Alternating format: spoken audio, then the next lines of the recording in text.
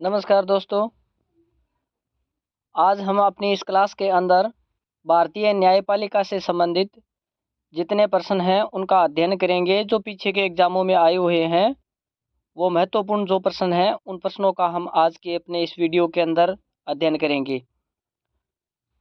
सबसे पहले आपसे गुजारिश है कि अगर आपने इस चैनल को सब्सक्राइब नहीं किया है तो आज इस चैनल को सब्सक्राइब ज़रूर कर लीजिए, और अगर ये क्लास पसंद आए तो इसको लाइक भी ज़रूर करना। तो बिना समय व्यतीत करते हुए देखते हैं आज का अपना पहला प्रश्न क्या है। उच्चतम न्यायालय एवं उच्च न्यायालयों के न्यायाधीशों की नियुक्ति के प्रावधानों को भारतीय संविधान में कमेटी 1945 का प्रकाशित अनुशंसाओं को ध्यान में रखते हुए समाविष्ट किया गया था। वो कमेटी है, उसका नाम हमें बताना है। कौन सी कमेटी है? तो यहाँ पर पहला ऑप्शन है हरेंद्र कुमार, दूसरा है सेन, उषानाथ सेन, दूसरा है वरदाचारी, चौथी कमेटी है सप्रू यानी सर तेज बहादुर सप्रू। यह कमेटी है, तो हमें इसमें ऑप्शन हमारा 4 है वो सही हो जाएगा। सप्रू यानी सर तेज बहादुर सप्रू कमेटी है। उस कमेटी के अनुसार अनुशंसाओं को किया गया था, उस कमेटी के अंदर अनुशंसाओं को किया गया था। प्रश्न नंबर दूसरा है हमारा, फातिमा बीवी के बारे में निम्नलिखित कथनों पर विचार कीजिए। कि फातिमा बीवी है उसके बारे में निम्नलिखित कथनों पर विचार करना है। पहला ऑप्शन है वह भारत के सर्वोच्च न्यायालय की पहली महिला न्यायाधीश थी। दूसरा हमारा ऑप्शन हो जाएगा उन्होंने 1997 से 2001 तक केरल राज्य के राज्यपाल के रूप में सेवाएं भी दी थी। तीसरा अपना ऑप्शन है वह उच्चतर न्यायपालिका तक पहुंचने वाली पहली मुस्लिम महिला थी। तो हमारा ऑप्शन नंबर 1 और 3 है वो सही हो जाएगा। वह भारत के सर्वोच्च न्यायालय की पहली महिला न्यायाधीश थी, वह उच्चतर न्यायपालिका तक पहुंचने वाली पहली मुस्लिम महिला भी थी। तो ऑप्शन नंबर 1 और 3 है वो सही हो जाएगा। इसी प्रकार आगे अपना प्रश्न नंबर 3 है, भारत के मुख्य न्यायाधीश को कालानुक्रम में हमें व्यवस्थित करना है कि इनका समय है वो बताना है कि कौन सा पहले और कौन सा उसके बाद में हुआ था।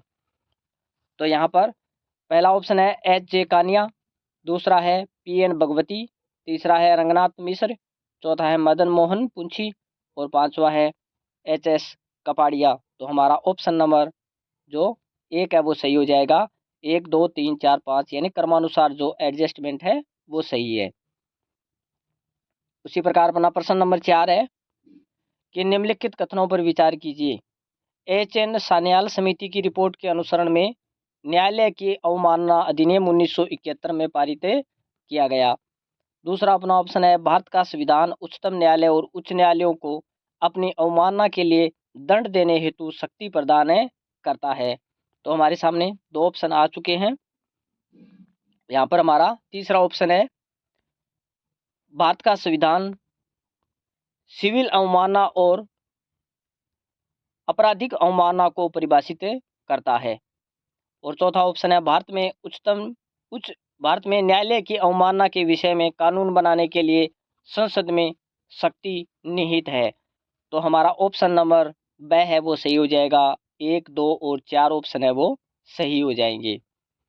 इसी प्रकार अपना प्रश्न नंबर 5 है, भारतीय न्यायपालिका के संदर्भ में निम्नलिखित कथनों पर विचार कीजिए कि कौन से यहाँ पर कथन सही हैं वो हमें बताने हैं भारतीय न्यायपालिका से संबंधित।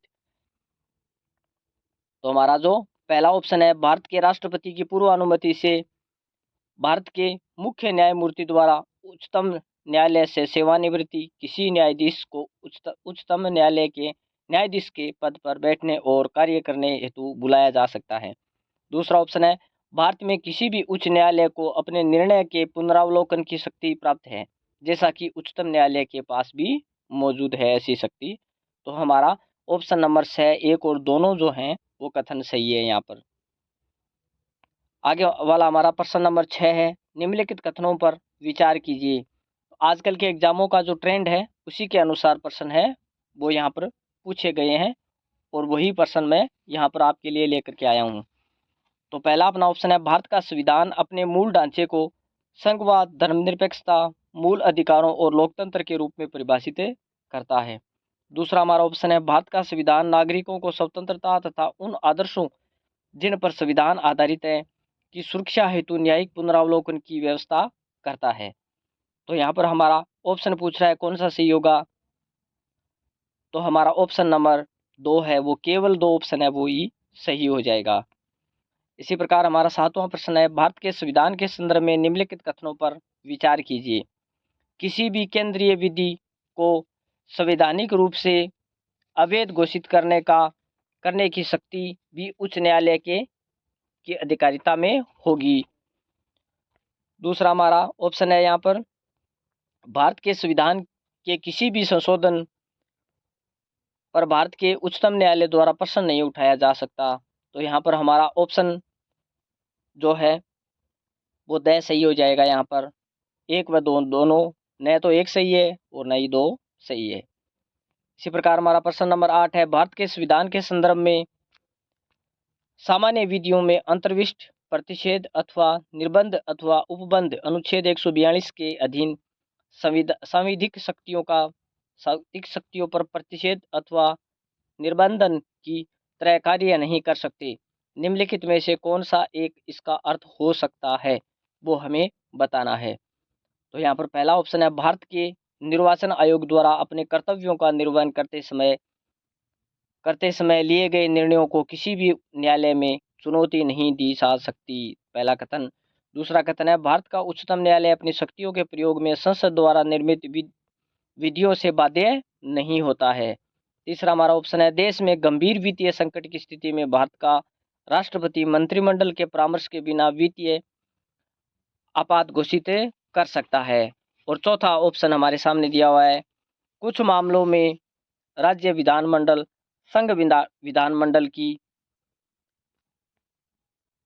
सहमति के बिना विधि निर्मित नहीं कर सकते हैं। तो हमारा यहाँ पर ऑप्शन नंबर जो ब है वो यहाँ पर सही हो जाएगा कि भारत उच्चतम न्यायालय अपनी शक्तियों के प्रयोग में संसद द्वारा निर्मित विधियों से बाध्य नहीं होता है। तो ये ऑप्शन हमारा जो है वो यहाँ पर सही है। आगे हमारा प्रश्न नंबर 9 है, भारत के उच्चतम न्यायालय के मुख्य न्यायमूर्ति का सही क्रम बताना है कि मुख्य न्यायमूर्ति कौन रहे हैं, उनका जो सही क्रम है वो हमें यहाँ पर बताना है। तो हमारा ऑप्शन नंबर द इसमें सही हो जाएगा, एच.एल. दत्तू, टी.एस. ठाकुर, जगदीश सिंह खेहर, ये हमारा ऑप्शन है, ये सही हो जाएगा। 10वां प्रश्न है, उच्चतम न्यायालय के निम्नलिखित न्यायाधीशों में से कौन राजस्थान उच्च न्यायालय में न्यायाधीश नहीं रहे हैं, वो हमें यहाँ पर बताना है।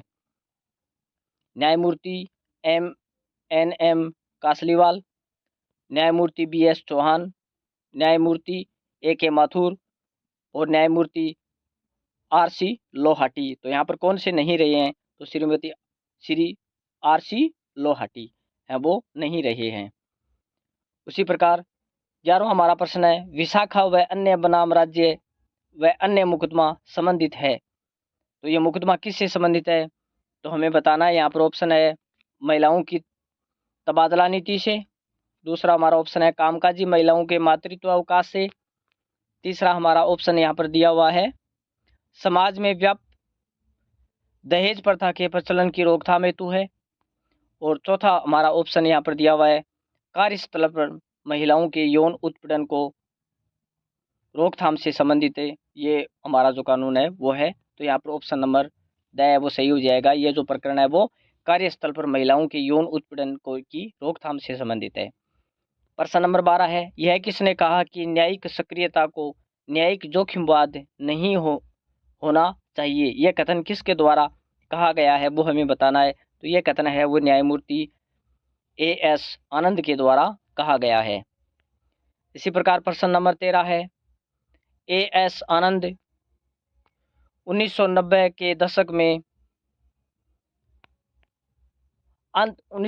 दशक के अंत में किस पद पर कार्यरत थे, वो हमें यहाँ पर बताना है।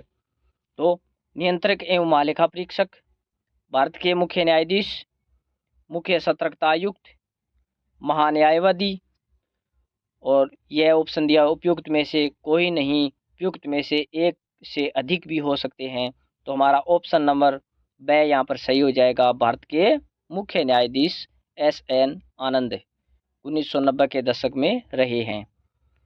प्रश्न नंबर 14 है, यहाँ पर भारत के पूर्व मुख्य न्यायाधीश यशवंत विष्णु चंद्रचूड़ के संबंध में कौन सा या कौन से कथन सही हैं वो हमें यहाँ पर बताने हैं। तो कथन एक है, वे भारत के 16वें मुख्य न्यायाधीश थे। सही कथन बताना है हमें।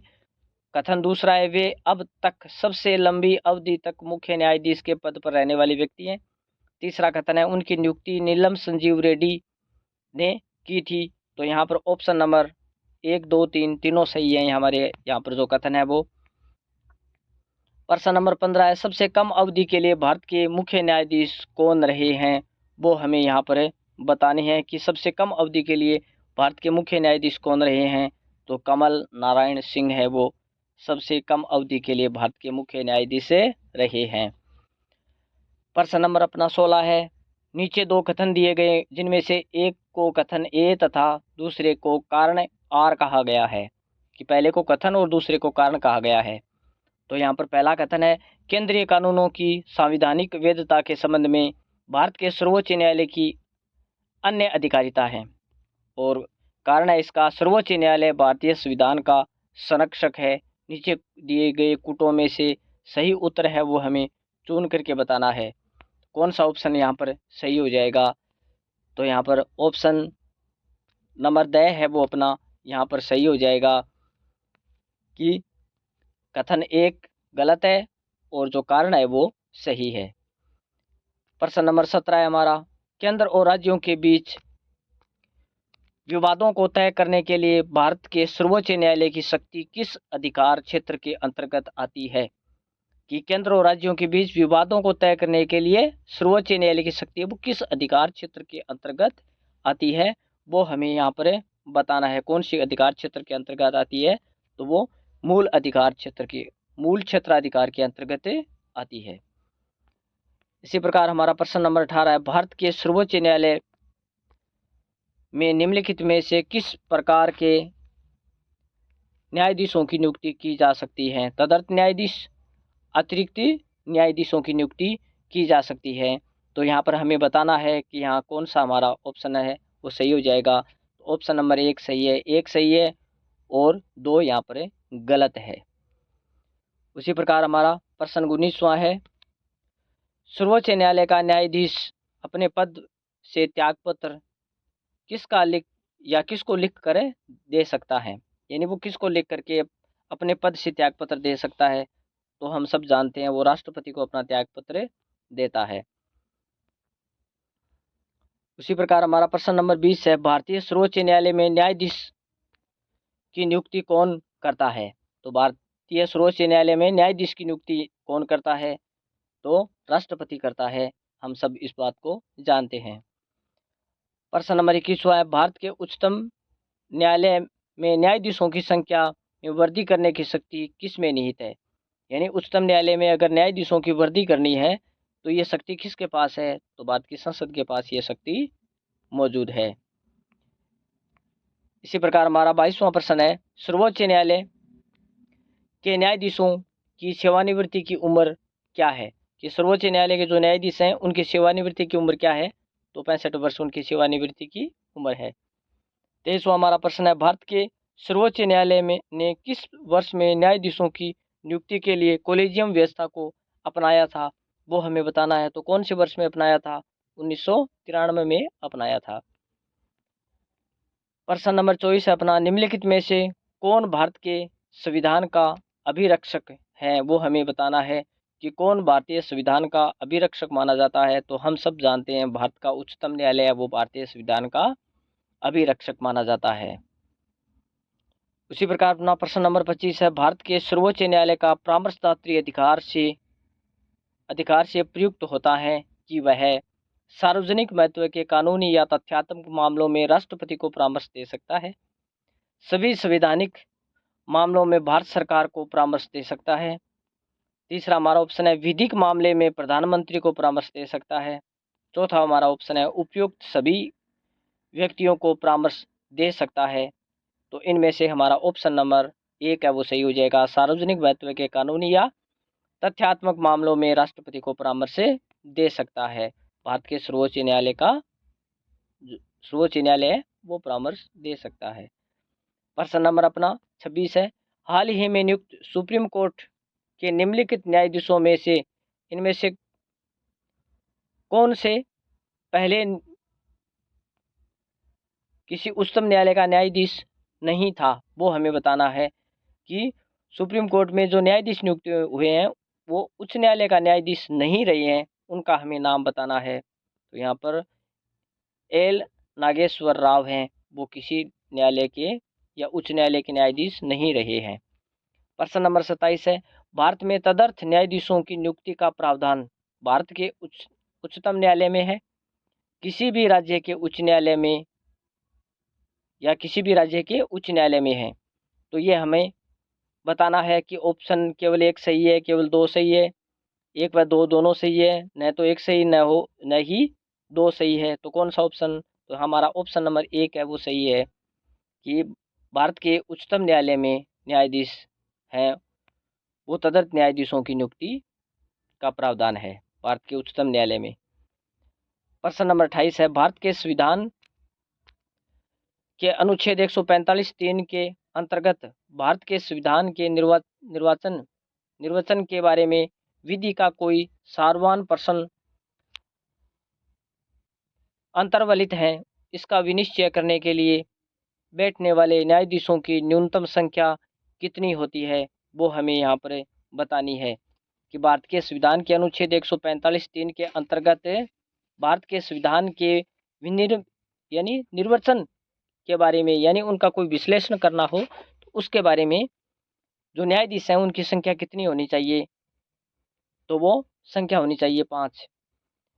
निम्नलिखित में से किस वाद में भारत के उच्चतम न्यायालय ने यह उल्लेख किया कि संसदीय विशेषाधिकार संविधान का अभिन्न अंग है। तो ये किस विवाद के बारे बाद में ये बात है वो भारत के उच्चतम न्यायालय ने कही है।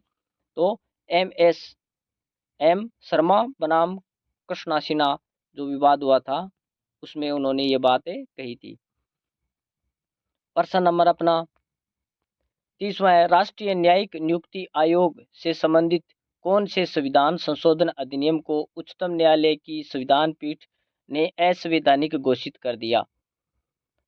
तो यहाँ पर हमें 98वां संविधान संशोधन अधिनियम है, 97वां संविधान संशोधन अधिनियम है या 99वां संविधान संशोधन अधिनियम है या 100वां संविधान संशोधन अधिनियम है।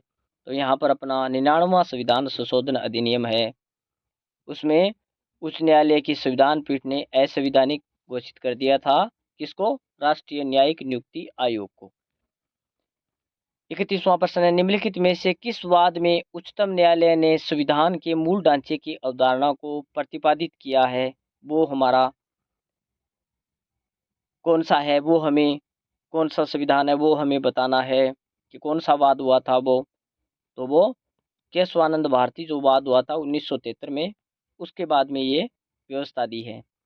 32वां हमारा प्रश्न है, भारत के संविधान के उपबंधों के अनुसार उच्चतम न्यायालय को संघ सूची के विषयों में से किसी के संबंध में ऐसी अतिरिक्त अधिकारिता और शक्तियां होंगी जो राष्ट्रपति आदेश द्वारा प्रदान करे, संसद विधि द्वारा प्रदान करे, उच्चतम न्यायालय नियमों द्वारा, और द हमारा ऑप्शन है भारत सरकार विनिश्चय द्वारा प्रदान करे।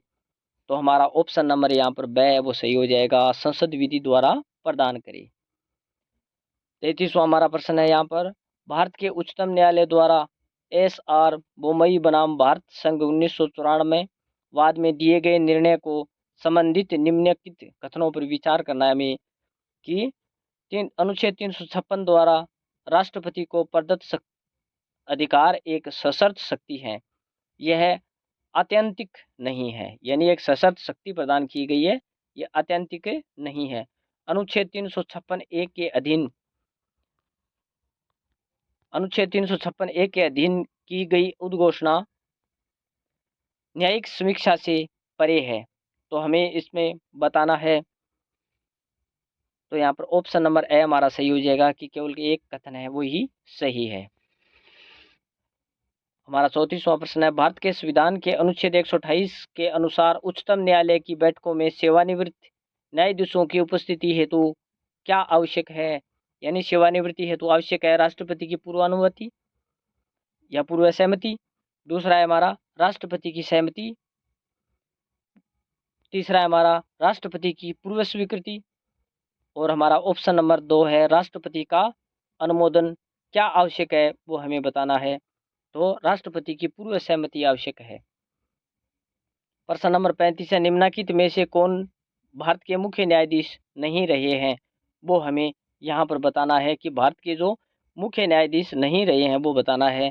तो जस्टिस एन राजगोपाल अयंगर हैं, वो भारत के जो मुख्य न्यायाधीश हैं वो नहीं रहे हैं। प्रश्न नंबर 36 है हमारा भारत के सर्वोच्च न्यायालय ने 24 अगस्त 2017 को अक्षरा के एस पत्तुस्वामी रिटायर्ड बनाम भारतीय संघ मुकदमे में क्या निर्णय प्रदान किया था कि संविधान के अनुच्छेद 21 के जीवन और व्यक्तिगत स्वतंत्रता के अधिकार तात्विक भाग के रूप में तथा संविधान के भाग 3 द्वारा दी गई आज़ादियों की के गारंटी के माध्यम से सुरक्षा प्राप्त है। दूसरा हमारा ऑप्शन है केंद्र सरकार को भारतीय संविधान में संशोधन करके उसमें निजता का अधिकार जोड़ना चाहिए। तीसरा हमारा ऑप्शन है निजता के अधिकार अनुच्छेद 14, कानून के समक्ष समानता अनुच्छेद 19, स्वतंत्रता का अधिकार अनुच्छेद 21, जीवन और व्यक्तिगत स्वतंत्रता की सुरक्षा द्वारा सुरक्षा प्राप्त है। और चौथा हमारा ऑप्शन है निजता का अधिकार अनुच्छेद 25, धार्मिक आज़ादी का अधिकार और अनुच्छेद 29 अल्पसंख्यक वर्गों के हितों का संरक्षण करता है। तो यहाँ पर हमारा ऑप्शन नंबर ब वो सही हो जाएगा। तो जो नीचे कूट दिए गए हैं उनमें ऑप्शन 1 है वो ये हमारा सही होगा, कि ब ऑप्शन है वो सही हो जाएगा यहाँ पर। 37वां हमारा जो प्रश्न है यहाँ पर वो क्या दिया हुआ है, उच्चतम न्यायालय की पद्धति एवं प्रक्रिया के अवधारणा विनिमय के लिए नियम कौन बनाता है, तो वो हमें बताना है कौन नियम बनाता है। संसद द्वारा राष्ट्रपति के अनुमोदन से, उच्चतम न्यायालय द्वारा राष्ट्रपति के अनुमोदन से, संसद और सिविल और न्यायिक प्राधिकारी हैं वो बनाते हैं। तो हमारा ऑप्शन नंबर ब सही हो जाएगा, उच्चतम न्यायालय द्वारा राष्ट्रपति के अनुमोदन से है वो प्रक्रिया साधारण विनियम बनाते हैं यानी नियम बनाते हैं। प्रश्न अपना 38वां है निम्नलिखित में से कौन सा युग्म सही सुमेलित नहीं है। कार्यकारी मुख्य न्यायमूर्ति की नियुक्ति अनुच्छेद 124, तदर्थ न्यायाधीशों की नियुक्ति अनुच्छेद 127, उच्चतम न्यायालय का अभिलेख न्यायालय होना अनुच्छेद 129, और यहाँ पर द ऑप्शन है अपील के लिए उच्चतम न्यायालय की विशेष इजाज़त अनुच्छेद 136। तो हमारा ऑप्शन नंबर ए सही हो जाएगा यहाँ पर कि कार्यकारी मुख्य न्यायमूर्ति की नियुक्ति अनुच्छेद 124 ये सुमेलित नहीं है। इसी प्रकार प्रश्न अपना 39वां यहाँ पर दिया हुआ है भारत के मुख्य न्यायमूर्ति उच्चतम न्यायालय को दिल्ली के अलावा अन्य स्थान पर अधिविशिष्ट करना चाहते हैं, इसके लिए जरूरी क्या है वो हमें बताना है। राष्ट्रपति का अनुमोदन जरूरी है, राष्ट्रपति की सहमति जरूरी है, राष्ट्रपति का आशय और राष्ट्रपति की अनुमति। तो यहाँ पर हमारा ऑप्शन नंबर ए सही हो जाएगा, राष्ट्रपति का अनुमोदन जरूरी है। 39वां प्रश्न है भारत के संविधान के निम्नलिखित में से किस अनुच्छेद के अंतर्गत उच्चतम न्यायालय प्रत्येक निर्णय खुले न्यायालय में सुनाएगा अन्यथा नहीं। तो हमारा ऑप्शन यहाँ पर कौन सा है, ऑप्शन नंबर ए सही हो जाएगा। 145(4) के अंतर्गत ये प्रावधान है वो किया गया है। इसी प्रकार हमारा 41वां प्रश्न है भारत के संविधान के निम्नलिखित में से किस अनुच्छेद के अंतर्गत उच्चतम न्यायालय के प्रशासनिक व जिनके अंतर्गत उस न्यायालय के अधिकारियों और लोक सेवकों या उनके संबंध में संदेह सभी वेतन भत्ते और पेंशन हैं भारत की संचित निधि पर भारित होते हैं, तो वो कौन सा अनुच्छेद है वो हमें बताना है। तो पर 41 में 6 हो जाएगा अपना उत्तर है वो 146(3) के अंतर्गत ये प्रावधान किया गया है। 42वां हमारा प्रश्न है भारत के उच्चतम न्यायालय के निम्नलिखित मुख्य न्यायाधीशों में से किसने भारत के किसी भी उच्च न्यायालय के मुख्य न्यायाधीश का पद धारित नहीं किया था, वो हमें यहाँ पर बताना है। तो यहाँ पर जस्टिस यू ललित हैं, उन्होंने किसी भी मुख्य न्यायाधीश का पद धारित नहीं किया था उच्च न्यायालय में। प्रश्न नंबर हमारा 43 है यहाँ पर दिया हुआ, निम्नलिखित में से किसने भारत के उच्चतम न्यायालय के मुख्य न्यायाधीश का पद धारित किया था, वो हमें बताना है। तो वी चंद्रचूड़, डी चंद्रचूड़, के बालाकृष्णन, रंजन गोगोई और एन कासलीवाल हैं। तो इसमें हमें उत्तर के रूप में बताना है कि कौन सा ऑप्शन हमारे इन चारों में से सही है, वो हमें यहाँ पर बताने हैं। तो केवल 1, 2, 3 सही है, तो चौथा ऑप्शन है वो हमारा यहाँ पर गलत हो जाएगा, बाकी तीनों ऑप्शन है वो सही है। तो ये आज की हमारी जो क्लास थी, जो पॉलिटी के महत्वपूर्ण प्रश्न हैं उनको हमने देखा है, जो पीछे के एग्जामों में आए हुए हैं, और आजकल भी जो आरपीएससी का एग्ज़ाम है उनके अंदर इसी प्रकार के जो कूट वाले प्रश्न हैं उनका ट्रेंड चल रहा है। तो इन प्रश्नों को आप गौर से अध्ययन कीजिए। अगर ये वीडियो पसंद आए तो इसको लाइक ज़रूर करना। धन्यवाद।